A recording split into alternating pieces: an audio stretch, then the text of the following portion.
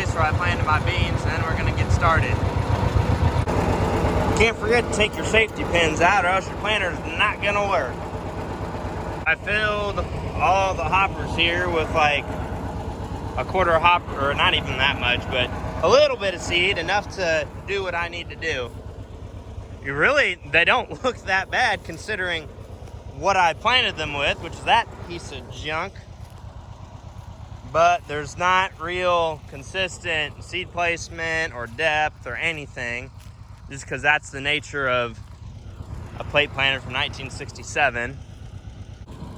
And you can see here, there's not a row of beans, and there should be. That would be because I ran out of seed and didn't know it. See, actually, I ran out of seed in with two different hoppers. Oops. Then you can see here, this row, it looks like they were drilled. Well, they actually were not. The row unit was planting fine, but then one of the screws that secures it to the bottom had disappeared. So it decided to start just spewing seed out the side of the row unit. And this is the row unit in particular that was causing problems. So this wing nut right here disappeared, and the whole thing was up about a quarter inch, and beans were just falling out of the side. And we will not be using markers today. And I also put the no-till coulters back on because this is gonna be kind of no-till.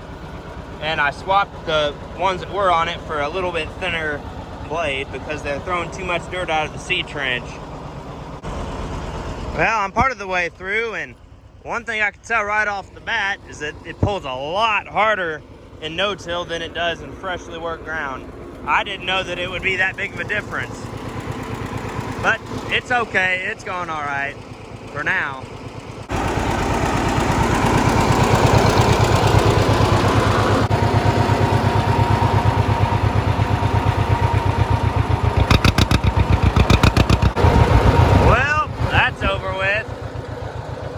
I would have videoed some from the seat of the tractor, but there's a lot more going on when you're running a planter than you think that there is.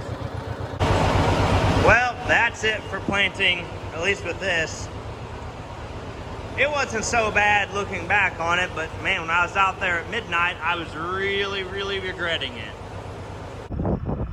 Now, this is sometime later in the day, and we're here moving a pivot because sometimes they're in the way. But we're getting ready to plant this is 195 acres, all in one field with one set of end rows.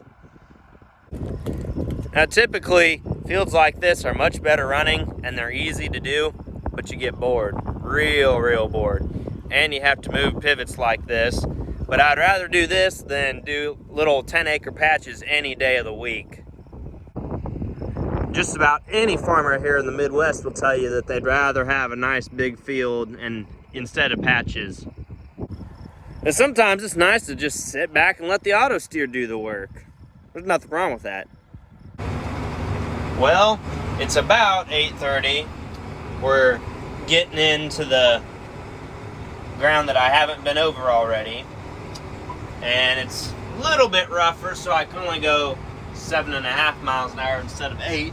Because if I go any faster, that wing right there will start like that right there. It's about 8:45. The sun's finally going down. We only got like 40 acres left in this 195 acre field.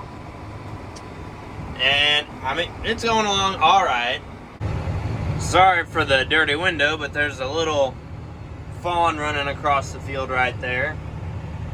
Beautiful, beautiful evening here in Northeast Missouri. I mean, it's pretty typical. Missouri's a great place. The best office view that there is in the seat of a tractor. It's almost 9 o'clock. I think it's time. Drum roll, please. Lights have been turned on. We're ready to go. Also, a little side note. It took me 8 minutes to get from here all the way down to here. It's a long field. Well, it's about 10:30, so I finished up with this 195 acres.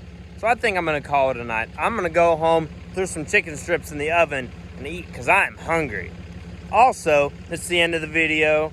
So if you're liking what you see, I don't know, watch the next video or the other videos. So yeah, see you later.